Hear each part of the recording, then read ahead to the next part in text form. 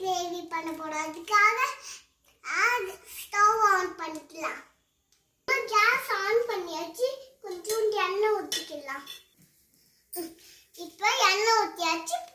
2 3 காஞ்ச மிளகாய் போட்டுக்கலாம்.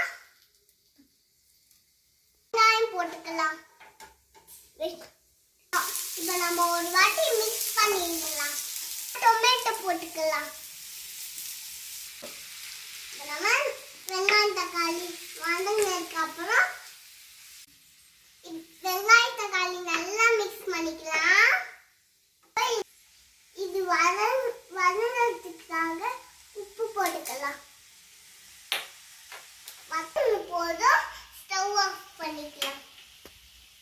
ஆனத்தை மிக்சியில் போட்டு அரைச்சிக்கலாம். மிக்சியில் அரைச்சிட்டு வந்துடலாம். மிக்சியில் அரைச்சிட்டு வந்தாச்சு. இப்போ தாளிச்சிக்கலாம். ஸ்டவ் ஆன் பண்ணி ஒரு ஸ்பூன் எண்ணெய் விட்டாச்சு. தாளிப்புக்கு இப்போ பன்னீரையும் போட்டுக்கலாம்.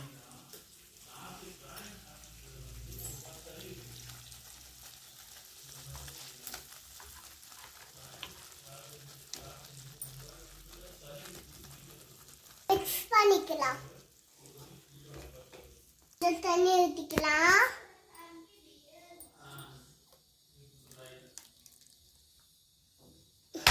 விட்டாச்சு. இப்போ கலக்கிக்கலாம்.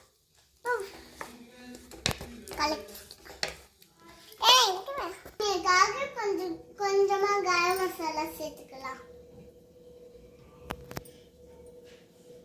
இப்போ கஸ்தூரி மேத்தி போட்டு இறக்கிடலாம்.